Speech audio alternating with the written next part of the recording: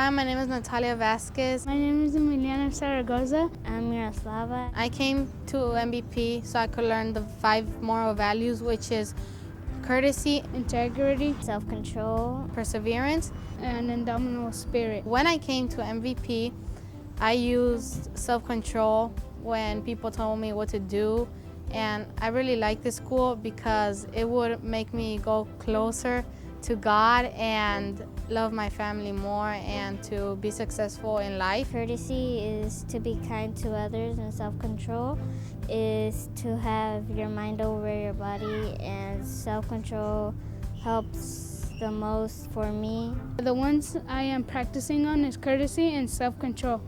Self-control helps me control the way I talk and the way I act, and courtesy helps me be helpful with others. When I joined here, I was part of the academics, and I participated like every other student, did everything everyone did, and now I attend Jesuit High School, so I'm less seen around here, but when I do, I come here, I help tutoring with other students that are in younger grades than I am, so I can give back, what I learned from my new school.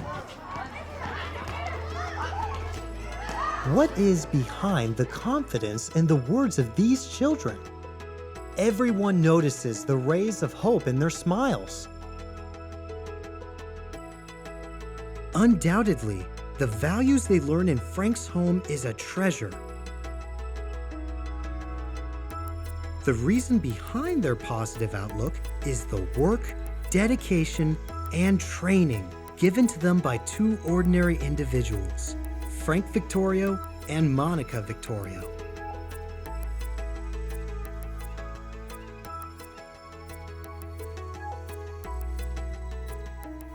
I was born in 1950. The story goes that I was actually dumped in a trash can, and I always tell people that the only way was looking up. Somebody heard some noise in there, took me out. I went from hospitals to orphanages, juvenile halls. What I remember is being in an orphanage, watching other kids have mothers and fathers and family, and wondering why I didn't have any. And then the answers were being told that to me that I didn't have them was because I wasn't worthy of them. But it was good because as I got older, as I became a man, as I started going through life, as I started seeing the things in life, I understand that God had a purpose, and I was never an orphan. That I had him, I had the Virgen Guadalupe, his mom.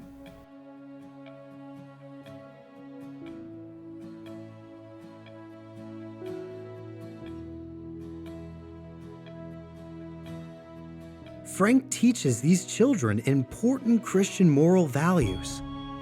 That was something denied to Frank during his own childhood.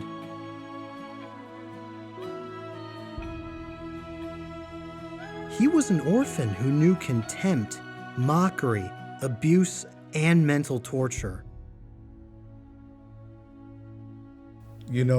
People talk about in time, everything is healed, but it's never healed. It's just kind of like, you kind of suppress it and you put it away. And then you just try to build around learning to understand what the pain was all about. I was adopted, I believe I was like 4 years old, or it was like twice. Once, I can't remember the first time, I was like, I believe 2 years old, 3 years old. And then I ended up back in the orphanage. And I went to the orphanage because I found out later that the woman that adopted me told me that we were going bye-bye, and that meant we were going for a ride. And she took me to the orphanage, and she gave me, this nun took my hand and told me to come with her, and I didn't want to come with her. And she said it would be okay, and the minute we were out of sight of the person that I thought was my mom, she just yanked me and she dragged me all the way down to the, and I was resisting, I was screaming, and she threw me in the shower. I don't know it was a shower, I just know there was water pouring down on me, and she started beating me and told me I would never cry again. Frank's childhood was sorely lacking in moral direction and value education. From this experience, he knows that love and care can build a strong foundation for true moral values. He was no stranger to juvenile homes. I fought a lot. I was rebellion against authority. Well, I know I took the turn when I was sent from the courts of California to Oregon to this new program. At that time, it was a new program. I actually even had to spend an extra 30 days in juvenile hall because my probation officer came to me right before we went to court, and he said, they want to recommend that you go to YA, the California Youth Authority, till you're 25. So I was looking at 9 years. He said, but I want to recommend that you go to the Job Corps, but that means that you have to stay here in lockup for an extra 30 days. And the only thing that really I remember that triggered in my mind was I asked, at this Job Corps, are there locked doors? And he said no. I didn't know anything else about this, but when he said no, I said, that's where I want to go. While I'm sitting in this cell, the door opens up, and this little woman comes in, little Caucasian woman, and she looked at me, and she had my folder in her hand. At that time, I didn't know it was my folder, but she was looking at my folder, and she looked at me, and then she looked at my folder again, then she looked at me, and then she looked at the folder, and then she said, you're not as bad as this folder says you are.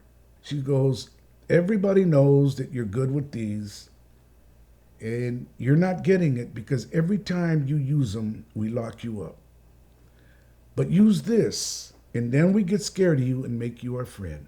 I still didn't understand what she meant. But then she says, and I said, okay, what's your way?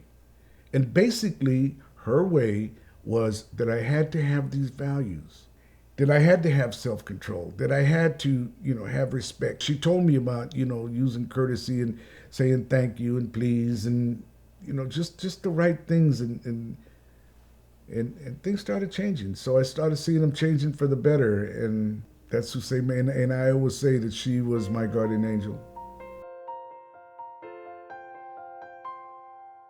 Today, Frank doesn't want any other child to walk in the shoes of his childhood. His mission is to ensure that other children are not taken into the dark corridors of life, which an orphan child is so prone to. Frank trains children morally so they are productive, good, and value-filled human beings.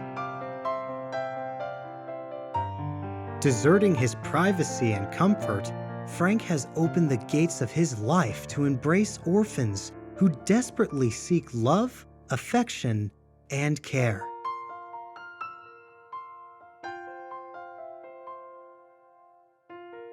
My husband started working with kids, Taekwondo, because my daughter, we put our daughter into Taekwondo, and he got involved with the kids there. So one day, Frank was speaking, and an assemblyman heard him speak and said, hey, Frank, would you be interested in taking this group of kids to the Boys Ranch, which was an institution for young men, like 14 to 21 years old, and they were locked up. And he said, well, would you take this and talk to the boys there? So we did, and because my daughter, who was 6 at the time, was really good at Taekwondo, she was just took to it like a duck to water. She started teaching these kids at the Boys Ranch. I was 7 years old, and I was outside playing, actually right there, and I saw some kids across the street. They were smoking cigarettes, And so I knew that was bad because I was raised that that's not okay. So I went inside and I told my dad, I'm like, hey dad, I'm like, see those kids, like they're smoking. That's not good. Why are they smoking? And he's, well, you know, mija, like there's different, some kids aren't raised exactly how you're raised. You know, some kids are less fortunate. I'm like, well, go talk to them. Go tell them to stop because it's not good. They're not supposed to be doing that. So he's like, oh, like, I don't know who they are, you know? And I'm like, no, Dad, go. So he went over there and started talking to them. You know, my daughter and I, we had a very special relationship. Sometimes when I was at work at UC Davis, just to give you an example, she would stay up till 2 or 3 in the morning until I would call her and let her know about every one of my patients that I had, what was going on, and then she would go to sleep. You know, Mom would call me. She won't go to sleep till she talks to you. She wants to hear about your patients. So that's what happened here. I went outside and I talked to these young kids. I came back in and she said, what'd they say, Dad? And I said, well, they said their home life isn't very good. They're not at school. They don't like school. You know, it's not good. And then she looked at me and she said, Dad, you tell me we go to the boys' ranch to stop the kids from going back. Well, let's get them before they go there. And I looked at her and I said, honey, it's not the same. We go to the boys' ranch. We're there for an hour or two. We come home and that's it.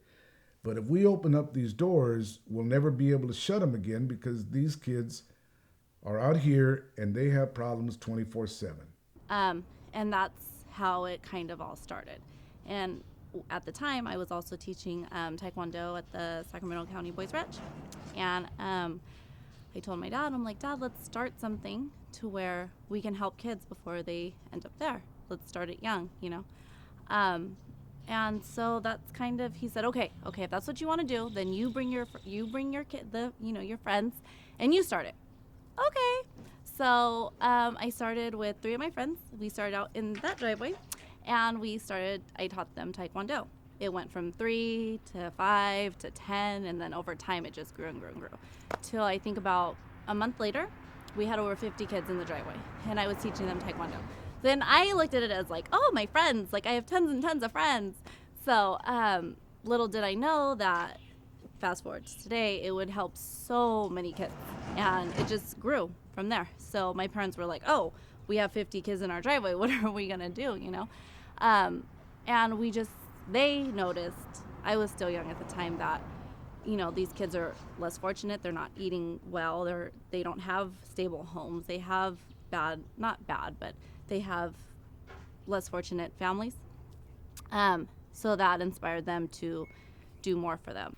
But our whole thing wasn't just teaching Taekwondo. It was to teach them the values: courtesy, integrity, perseverance, self-control, and about their indomitable spirit.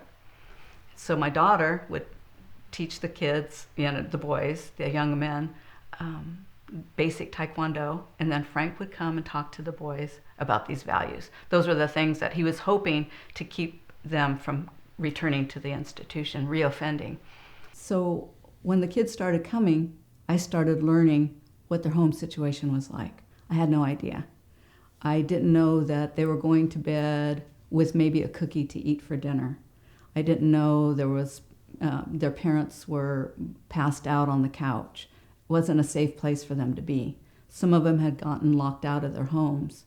So I didn't know all this, but as I started to learn about the kids and learn what they were going through, then we started trying to accommodate those things. So my pots in the kitchen on the stove got bigger, and I started making more food, and kids would start eating here, eating dinner, some of them going home, and then finding out that some kids needed a safe place. So we told them they could stay here in our house with us. And before you know it, we had a house full of kids that were basically living with us. And from there, it just grew from there. We started asking them about their homework. Where was your homework? We don't have any homework.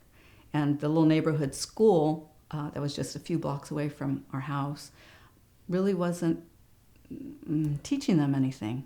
We had one little girl in particular who came one day with her spelling words. Now she's in the 6th grade, and her spelling words were go, to, from, come, basic little 1st grade words. And we thought, no, this isn't right. So we started getting involved in the school, going to the teachers, making some accountability for the kids there. So then our house became not only a place to sleep, eat, now it was a learning center. It was a place for tutoring and homework help. And so we did all those things. So in one little house, you know, a 2-bedroom house, we had sometimes 60 kids staying there, working there.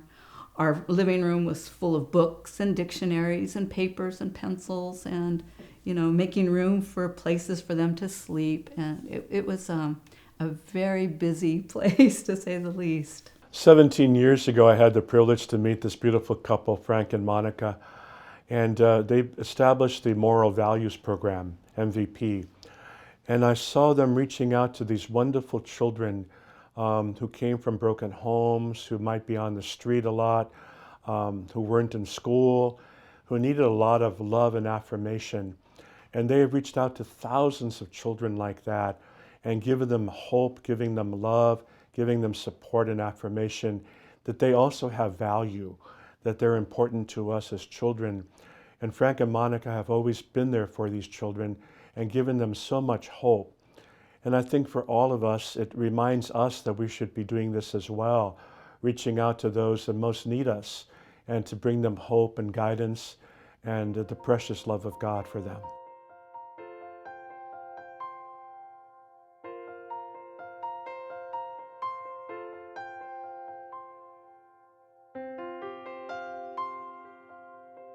Family is the building block to impart moral values.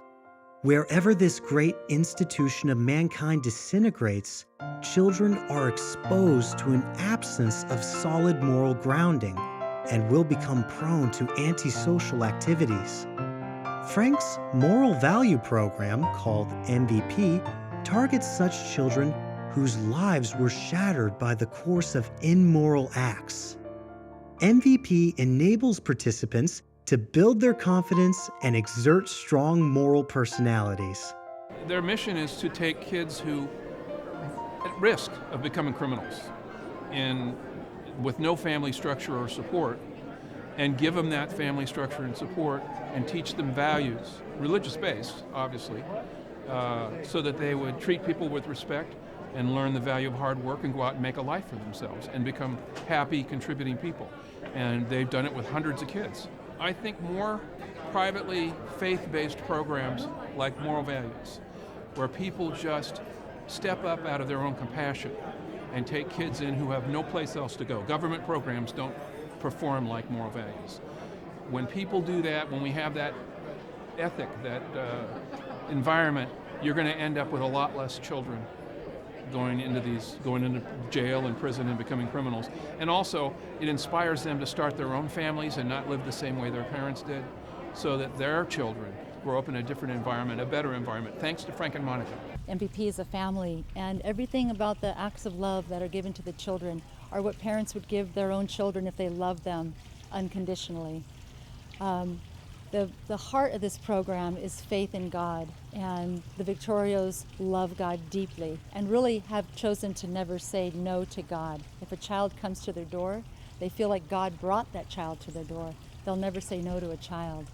The way that we give love to the kids is like any mother or father would love their own children. It's very daily and it's very practical.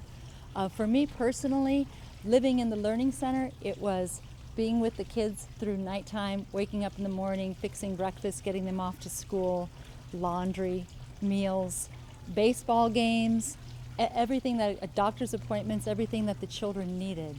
So I come from a very stable and strong family background. It came natural for me because my parents loved me so well. Frank came from no parents and he learned how to love so well. I think that what is done here to show the kids that we love them is to stand by them, be there, let them know we're not going away, listen to them, hug them, play with them, teach them, all of the things that you would imagine any parent would do for their own children.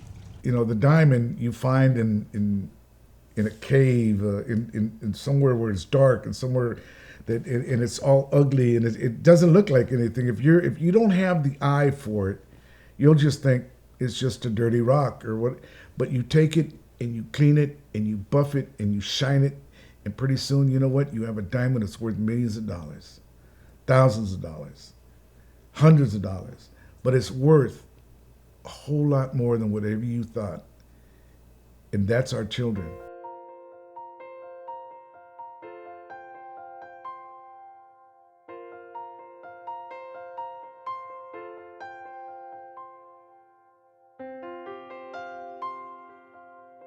More than the honors Frank and Monica garnered, it is witnessing the hope in destitute and otherwise discarded children that constantly encourages them to dedicate their life to this cause. When we started the program, like I said, my little one told me that there was a lot of people kids that didn't have food. And so my wife and I started to go to stores and ask people if they could donate some food. And we started getting food from different sources, little by little. And 3 times a week, it was Sunday, Wednesday, and Friday that people would come and get food. And, it was just whatever we had, we'd put in boxes or bags and we'd give it. They'd come and stand in line. And one day I was standing outside and a car drove up. A man got out and he asked me, he said, are you Frank Victorio? I said, yes. He says, do you give food? And I said, yes, we have, perishables. Do you need some? And he says, no, I was just wondering. And he got back in his car and he left. It was just a regular car. Well, the next day he came back, same man, but this time he was in a marked car. It was from code enforcement. And he said that he was there to post a sign on my house saying that I had to cease and stop what I was doing immediately. And I said, no, I can't do that. So for a whole year, they would harass the people that would come for food. They investigated everything about my life. They had police out there trying to tell us we couldn't give the food. We had attorneys, the city attorney coming to visit the house. And it was funny because at one point they quoted the city attorney, what did he find when he came here? And he said he found kids that had respect. So that was kind of funny. And then we walked into their courtroom after a year, and I looked at the situation and I told my wife, they're going to take me to prison today, because the threat was they were going to take me to prison. We were up to $500,000 in fines, and they were going to put my family on the street, take them home in the property, and put my daughter and my wife on the street. And I said, but they'll ask for a postponement. And he did. And so we went to the back of the courtroom, and we went into an office, and they had a map of Sacramento there. And he said, Frank, he says, I'll give you 6 blocks. And I go, what do you mean you give me 6 blocks? He goes, 6-block radius, people come and get food from you. And I said, Sam, what happens if somebody comes from the 6th block, or somebody comes from around the world? And he got up and he put his finger in my face, and I remember his veins looked like they were gonna pop. And he says, you know what, I'm gonna take you to prison, and I'm gonna put you and your wife and your daughter on the street. The marshals are waiting for the order from the judge. And my wife and I both went, because what are we gonna do? I mean, I said, Sam, you got all the cards.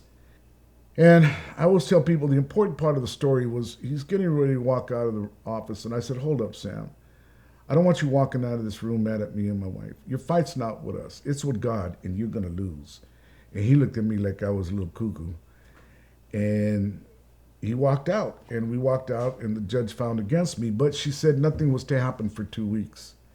Well, this was on a Friday. On Monday, we got a call from Atlanta, Georgia, from the Foundation for the Improvement of Justice in America.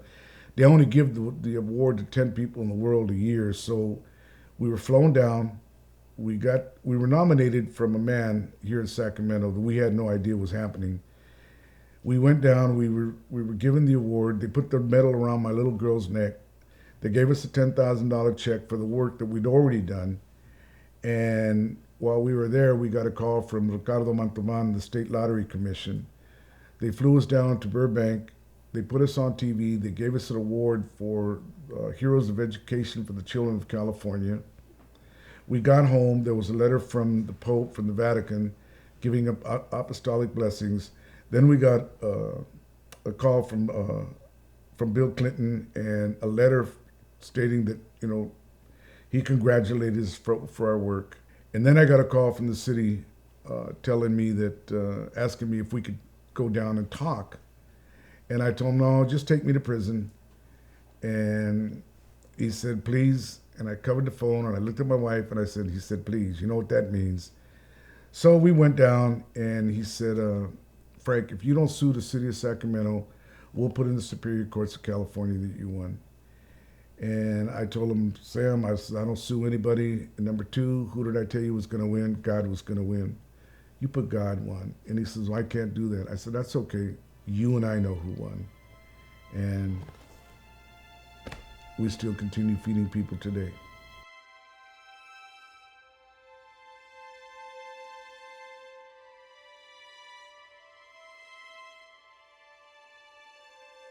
By spreading the light of virtues for lives in darkness, Frank's and Monica's lives stand uniquely as a lighthouse by rocky shores. Like a lamp kept alight on the table, this is the message of Christmas as well. People living in the land of darkness over 2,000 years ago saw a light. Let light dawn in every heart.